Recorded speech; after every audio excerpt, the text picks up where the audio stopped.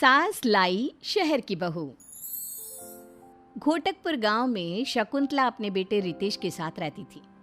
रितेश की अब शादी की उम्र हो चुकी थी। शकुंतला उसके लिए लड़की ढूंढने की तैयारी शुरू कर रही थी, लेकिन शकुंतला की ख्वाहिश थोड़ी ज्यादा ही एक्स्ट्रा थी। रितेश बेटा, मैंने सोच लिया है, मैं तो तेरे लिए शहर की बहू ही लाऊंगी। लेकिन माँ, ये सब। अरे मेरे लाल, तू दिमाग मत लड़ा। तू बस शादी के मंडप में बैठ जाना, बाकी सबकी जिम्मेदारी मेरी। बहुत इतराती है ना गांव की आस पड़ोस की औरतें, मेरी बहू ऐसी है, मेरी बहू वैसी है, ये वो।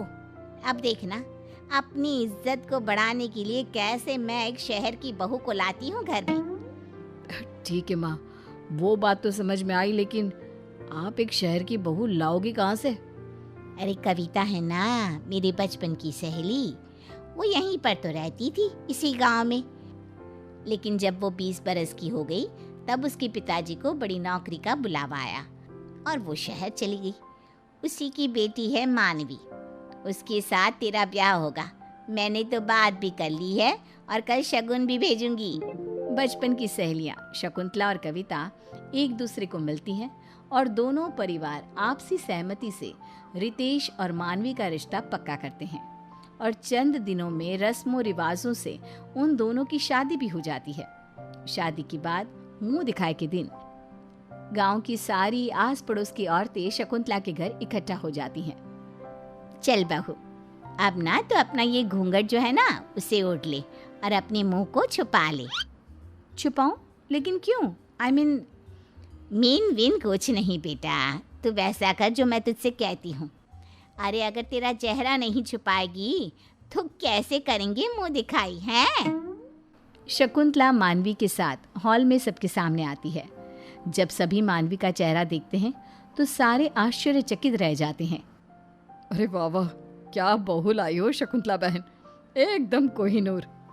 हाय, किसी की नजर ना लगे इस कमल से चेहरे को। वाकई में तो बड़ी भाग्यशाली है शकुंतला, जो तेरे घर में एक शहर की बहू आई है। वही तो, रूप रंग और चाल चलन भी कितना सुंदर है मानवी बहू का। पढ़ी लिखी भी है और इतनी होनहार भी। मैंने तुम सबसे कहा था ना कि मेरी बहू लाखों में एक होगी। अरे वादों की बड़ी पक्की है ये शकुंतला। हाँ, मानवी के आने से घर वालों की नजरों में शकुंतला की और भी ज्यादा इज्जत बढ़ जाती है। रोज कई लोग उसकी तारीफ करते और बधाइयाँ देते हैं, लेकिन शहर की बहू के आने से घर में जो परेशानियां पैदा होने लगती है, अब शकुंतला और रितेश को उसका सामना करना पड़ता है। मम्मी जी, ये क्या है यार? क्या है यार मतलब? मैं क्या तेरी यार हूँ क्या? है तमीज वमीज कुछ सिखाई नहीं क्या कविता ने तुझे? आई डोंट नो, आप मॉम को ही फोन करके पूछ लो ना। और वैसे भी आई डोंट थिंक कि मुझे तमीज नाम का कोई सब्जेक्ट था। ओफो, अरे तमीज मतलब मैनर्स, वैल्यूज। ओह अच्छा, ऐसी बात है क्या? खैर ये सब छोड़िए। देखिए, मुझे ना अब कुछ अच्छा नहीं लग रहा है। एक तो ये डब्बा टीवी सेट, इस पे दिन में 10 बार केबल जाती है, ऊपर से घड़े का पानी पी पी कर तो मेरा गला खराब हो जाएगा। और देखो तो, मैंने एक बार सिलबट्टा यूज किया और उसकी वजह से मेरे हाथों में कितने छाले आ गए हैं। ऑलरेडी मेरी स्किन सुपर सेंसिटिव है और ये गर्मी, उफ, ढंग के पंखे तक नहीं है। बूढ़े हो गए हैं दोनों पंखे और रोज कुएं से पानी निकाल निकाल कर तो मैं थक गई हूँ। तो अब हम क्या करें? यही होता है गांव का जीवन। हाँ मानवी, अब इसके अलावा तुम्हें और क्या चाहिए?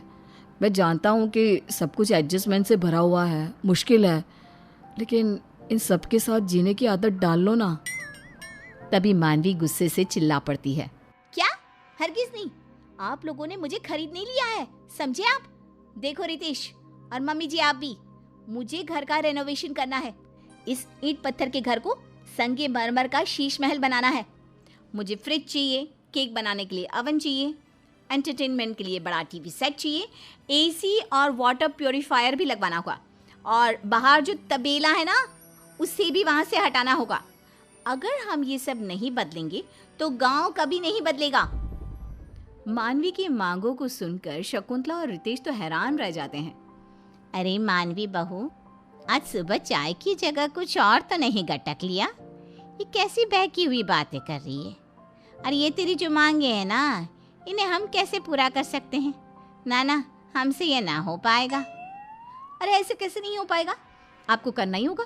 ज़मीन बेच दो, गहने बेच दो, जो करना है करो, लेकिन मुझे इस खटारा लाइफ को अच्छी और क्लासी लाइफ बनाना है। और अगर ऐसा नहीं हुआ ना तो मैं मायके चली जाऊंगी, शहर, अपने घर। अरे नहीं, ऐसा मत करो। अब मैं इंतज़ाम करता हूँ, तुम्हारी सारी मांगे पूरी होंगी। तुम बस थोड़ा वक्त दे दो। ओके, लेकिन रिमेंबर, ये थोड़ा वक्त कहीं ज़्यादा वक्त हुआ ना तो फिर इसका अंजाम बहुत बुरा होगा। मानवी गांव में भरे बाजार में बाहर जाते समय वन पीस और वेस्टर्न कपड़े पहनने लगी, जिसे देखकर सभी उसकी निंदा करते और बुराई करते। अरे शकुंतला, कैसी बहू है तुम्हारी? सरेआम छोटे कपड़े पहनकर गांव में घूमती रहती है। तुम्हारी नाक काटने का पूरा बंदोबस्त कर रखा है तुम्हारी शहर से लाई बहू ने। हमें तो लगा कि शहर की बहू है, होनहार, एकदम हटके होगी, लेकिन ये तो तुम्हारी इज्जत की नैया पार करने पे तुली हुई है। शकुंतला को इन सब बातों का काफ़ी बुरा लगता है और वो गुस्से से मानवी को चिल्लाती है। मानवी बहू, तुम्हारी अकल क्या घास चरने गई है? अरे माना कि शहरी हो, लेकिन जरा तो इज्जत का मान रख लेती मेरे और अपने पति का। क्यों? आपने तो बड़ा मान सम्मान किया है मेरी मांगों का। रितेश, क्या हुआ? तुम्हारा इंतजाम हुआ कि नहीं अब तक, या फिर अगले 7 जन्म बाद होगा? Bloody idiot people. गांव के लोग ना गांव में ही धस के रह जाएंगी। और रही बात मेरे छोटे कपड़े पहनने की, तो गलती गांव वालों के नजरिए में है, मुझ में नहीं। मेरा मन जो चाहेगा, जैसा चाहेगा, मैं वैसा ही करूंगी। ना तो आप मुझे रोक सकती हो और ना ही मैं अपने आप को रोकूंगी। You get that. मानवी अकड़ दिखाकर अपने कमरे में चली जाती है। शकुंतला और रितेश चिंताग्रस्त होकर एक दूसरे को देखते हैं। क्या सोचकर लाई थी इस कलमुही को यहाँ पर, और क्या से क्या हो रहा है? दिन प्रतिदिन मेरे सर का पारा हाई करती रहती है ये बहू। मैं भी तंग आ चुका हूँ। अब इस दलदल से कैसे बाहर निकले माँ? अब तो एक ही उपाय है बेटा। दिन ब दिन मानवी धीरे धीरे पूरे घर को बर्बाद करने लगती है और वो क्लेश के सिवा और कुछ नहीं करती। फिर एक दिन अचानक से रितेश और शकुंतला मानवी के सामने कुछ कागज रखते हैं। अरे ये क्या है? कौन से पेपर्स हैं? अपनी जमीन मेरे नाम कर रहे हो क्या? I knew. आप लोग हो भले ही गांव के, लेकिन पैसा तो जम के भरा पड़ा है आप लोगों की तिजोरी में। वेल, अपनी प्रॉपर्टी मेरे नाम करने के लिए thank you so much Ritesh and mummy ji. अरे बैल बुद्धि, जरा कागजों को हाथ में उठाकर तो देख, खड़े खड़े ही ख्याली पुलाव पका रही है। जब मानवी उन कागजों को अपने हाथ में उठाती है तब वो देखती है कि वो तो तलाक के कागजात हैं। ये क्या रितेश, तुम मुझे तलाक दे रहे हो? हाँ मानवी, मुझे तुम्हारे साथ और नहीं रहना। तुम माँ की सहेली की बेटी थी। अरे ज़रा तो मान मर्यादा का पालन कर लेती। शहर की बहू हो तो क्या हो गया, शहरी अंदाज में ही गांव की दुनिया को अपना बसेरा बना लेती। लेकिन नहीं, तुमने वैसा नहीं किया। उल्टा तुम तो हमारी ज़मीन के पीछे और अपने स्टैंडर्ड ऑफ लिविंग के बलबूते हमें ब्लैकमेल करने लगी।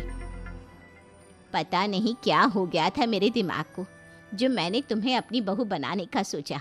लेकिन नहीं, आज तुमने मुझे ये सीख दे दी कि बहू चाहे गांव की हो या शहर की, जो लड़की अपनों को स्नेह, प्यार और इज्जत दे, वही एक सर्वगुण संपन्न बहू होती है। व्हाटएवर। अच्छा है, मुझे भी बोर हो रहा था यहाँ पे।